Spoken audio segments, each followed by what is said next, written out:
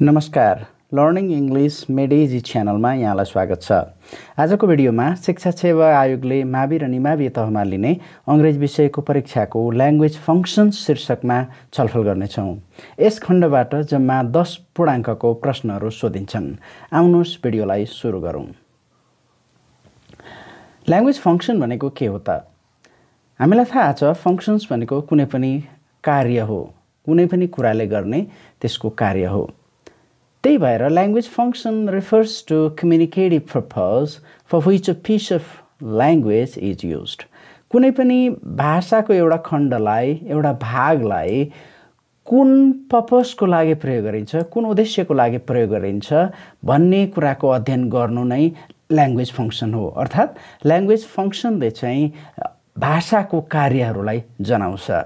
अनि ब्राउनको भनाइअनुसार functions are essentially the purposes that we accomplish with language. अनि हामीले भाषाद्वारा प्राप्त गर्ने एउटा उद्देश्य हुन्छ अनि त्यो उद्देश्य नै वास्तवमा ल्याङ्ग्वेज फङ्क्सन हो। अनि उनको अनुसार चाहिँ उनले ल्याङ्ग्वेज फङ्क्सनलाई त्यसका केही कार्यहरूमा विभाजित गरेका छन् अनि ती कार्यहरूको बारेमा केही उदाहरणहरू उनले दिएका छन्। जस्तै रिक्वेस्टिङ फङ्क्सन अथवा कुनै कुरा रिक्वेस्ट गर्नलाई अथवा माग्नलाई, so can you give me your phone number, could you please pass me the cup जस्ता कुराहरूको रिक्वेस्ट गर्नलाई ल्याङ्ग्वेज फङ्क्सनको प्रयोग गर्न सकिन्छ। अथवा रिस्पोन्डिङ अथवा जवाफ दिनलाई गर्न सकिन्छ। अथवा गेटिङ कुनै पनि कुरा प्राप्त गर्नलाई ल्याङ्ग्वेज फङ्क्सनको प्रयोग गरिन्छ।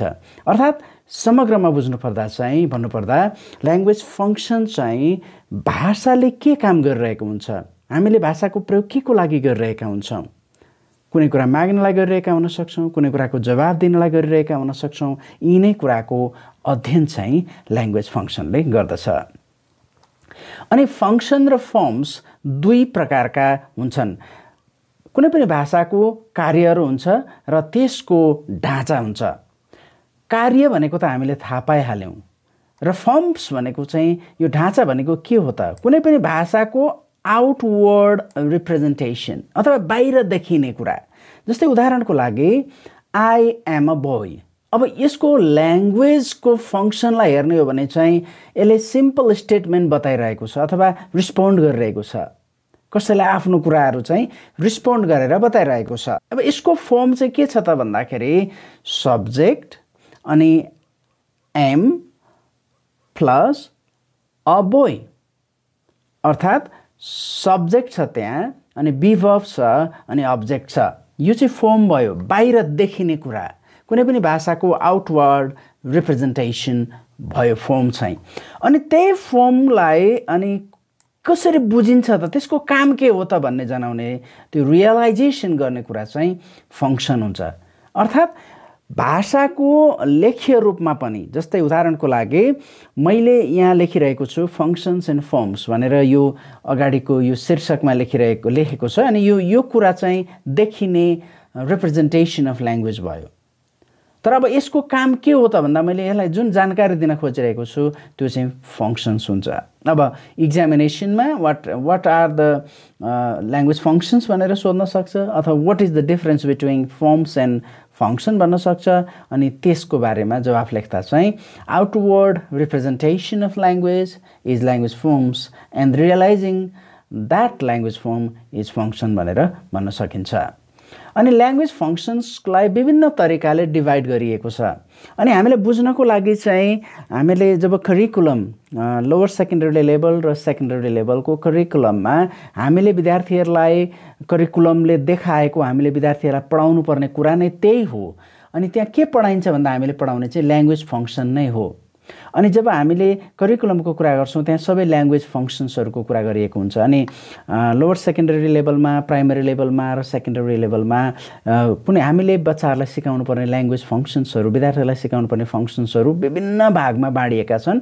अनि स्टफ्सको अनुसार चाहिँ ती फङ्क्सन्सहरूको कार्य चाहिँ ती फङ्क्सन्स ल्याङ्ग्वेज फङ्क्सन्सहरू चाहिँ एक्सप्रेसिभ हुनसक्छ, जसले एक्सप्रेस गर्ने कुरा, इमोटिभ भावनाहरू व्यक्त गर्ने कुरा, डिरेक्टिभ, कनेक्टिभ, पर्सुएटिभ अथवा कुनै कुरा फकाउनको लागि, कुनै कुरा जानकारी दिनको लागि अथवा कुनै निर्देशन दिनको लागि, पोएटिक पनि हुन्छ, कुनै काव्यात्मक रूपले प्रस्तुति गर्नको लागि, कन्ट्याक्ट गर्ने हिसाबले हुन्छ, कल्चरको कुरा मेटालिङ्ग्विस्टिक कल्चरको ल्याङ्ग्वेज भाषाद्वारा कल्चरको व्याख्या गर्ने कुरा हुन्छ, कुनै पनि कुरालाई जनाउनको निमित्त, कुनै पनि स्थूल कुरालाई जनाउनको निमित्त, फिजिकल कुरालाई जनाउनको निमित्त रेफरेन्स दिनको लागि, कन्टेक्स्ट र सिचुएसन दिनको लागि भाषाको प्रयोग गर्न सकिन्छ। अनि यी चाहिँ फङ्सन्सहरू हुन् भनेर स्टफ्सले भन्छन्। अनि यो उदाहरण चाहिँ हामीले यो प्रश्नमा ल्याङ्ग्वेज फङ्सन्सको बारेमा, डिभिजनको बारेमा कुरा गर्नुपर्दा यी उदाहरण स्टफ्सको एउटा उदाहरण दिन सकिन्छ।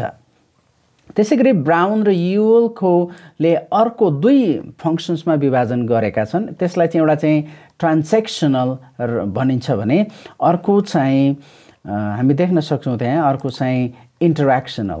ट्रान्सेक्सनल लेनदेनको कुरा हुन्छ भने इन्टरेक्सनल कुराकानीको कुरा हुन्छ। अनि ट्रान्सेक्सनलमा चाहिँ transactional function has to do with the expression of content while interactional function deals with the expression of social relation. कुनै पनि कन्टेन्टको कुरा गर्नुपर्दा हामीले कुनै पनि विषयवस्तुको कुरा गरिरहेका छौँ, हामीले कुनै कुरा पढाइरहेका छौँ अथवा मैले कुनै विषयमा कसैलाई बताइरहेको छु भने त्यो चाहिँ ट्रान्सेक्सनल हुन्छ। अनि इन्टरेक्सनल चाहिँ त्यो हो जहाँ चाहिँ सोसल रिलेसन, पर्सनल एटिट्युड्सहरूको बारेमा व्याख्या गरिन्छ। त्यो चाहिँ इन्टरेक्सन, आदान प्रदानको कुरा भयो। हामीले कुनै पनि गहिरो कुरामा छलफल गरिरहेका छौँ भने त्यहाँनिर हाम्रो चाहिँ इन्टरेक्सन भइरहेको हुन्छ, हाम्रा इमोसन्सहरू त्यहाँ व्यक्त गरिएका हुन्छन्, हाम्रो सोसल सेटिङमा हुन्छ, हामीले कि त कसैको बारेमा कुरा गरिरहेका हुन सक्छौँ। अनि ध्यान दिनुहोला आइदर स्टफ्सको अर्थात् ब्राउन र युलको परिभाषालाई प्रयोग गर्न सक्नुहुन्छ। अनि यसलाई रट्नुपर्छ भन्ने छैन। जस्तै एकर्डिङ टु स्टफ्स भनेर अनि त्यो अगाडि पछाडि भए पनि फरक पर्दैन, किनभने त्यसलाई चाहिँ प्याराफ्रेजिङ भनिन्छ। अनि ब्राउन र युलको पनि दुईटा छ, सजिलो ट्रान्सेक्सनल र इन्टरेक्सनल हुन्छ। अनि हामीले कक्षा 6 देखि माथि भनौँ अर्थात् निमावि तह र सेकेन्डरी अथवा मावि तहमा पढाउने जुनसुकै ल्याङ्ग्वेज फङ्सन्सहरू चाहिँ आइदर स्टफ्सले दिएका यी ल्याङ्ग्वेज फङ्सन्सहरूभित्र पर्छ कि त ब्राउन र युलले दिनुभएका ट्रान्सेक्सनल इन्टरेक्सनल फङ्सनभित्रै पर्छ। अब डिभिजन्स अफ ल्याङ्ग्वेज फङ्सन्सलाई अझै हेरौँ हामीले। यसका विभिन्न डिभिजन्सहरू छन्। यसको धेरै धेरै डिभिजन्सहरू छन्। अनि तीमध्ये एमएके ह्यालिडेको डेफिनेसन अनुसार चाहिँ आइडिएसनल अथवा फङ्सन्सहरू के छन् त? त्यसमा चाहिँ एउटा आइडिएसनल फङ्सन, अघि हामीले दुईजनाको हेरिसक्यौँ, यो अर्को पाटो भयो, अर्को व्यक्तिको ले दिनुभएको ल्याङ्ग्वेज फङ्सन्सको डिभिजन्सहरू भयो। आइडिएसनल फङ्सन्स भनेको चाहिँ कुनै पनि कुरालाई कन्सेप्चुअल लेभलमा मेन्टल एक्टिभिटीको रूपमा, आइडियाको रूपमा व्यक्त गर्ने एउटा फङ्सन हुन्छ, कन्सेप्चुअलाइजेसन गर्छ, कुनै पनि धारणा विकास गर्ने कुरा। अर्को चाहिँ इन्टरपर्सनल। इन्टरपर्सनल भनेको चाहिँ सोसल फेनोमेना अथवा सोसल अरू व्यक्तिहरूसँगको सम्बन्धलाई व्यक्त गर्ने फङ्सन हैन। यसमा सामाजिक कुराहरू हुन्छन्, हामीले समाजका बारेमा कुरा गरिरहेका हुन सक्छौँ अथवा हामीले समाज भएका जुनसुकै घटनाहरूलाई ल्याङ्ग्वेजमा व्यक्त गरिरहेका हुन सक्छौँ। त्यो चाहिँ इन्टरपर्सनल फङ्सन भयो। र अर्को टेक्स्चुअल फङ्सन भनेको चाहिँ लामा लामा लेखहरू लेखिने कुराहरू गर्छन्। अनि एसे लेख्नु भयो, कुनै पनि कथा कविता, त्यो चाहिँ टेक्स्चुअल फङ्सन भयो। यसरी एमएके ह्यालिडेको चाहिँ 3वटा डिभिजनहरू उनले चाहिँ दिएका छन्। अब हामी एक्सपोनेन्ट्सको बारेमा अलिकति कुरा गरौँ। अब यहाँ मैले दिएको यो greetings, taking leave, welcoming, addressing, introducing र एनाउन्सिङ, यी चाहिँ ल्याङ्ग्वेज फङ्सनहरू भए। केही फङ्सन्सहरू मात्रै है। हामीसँग लगभग अब 100औं फङ्सन्सहरू हुनसक्छ। अब ग्रिटिङ्स भनेको कसैलाई भेट्दाखेरि नमस्कार, हेलो, हाई भन्ने कुराहरू भयो।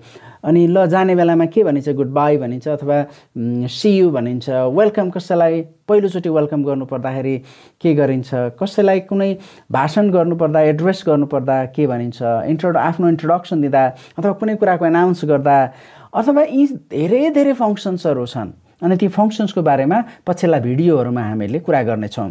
निमाविको र माविको छोटा छोटा फङ्सन्सहरूको बारेमा कुरा गर्छौँ। कुनै कुनै फङ्सन्सहरू मिल्छ पनि।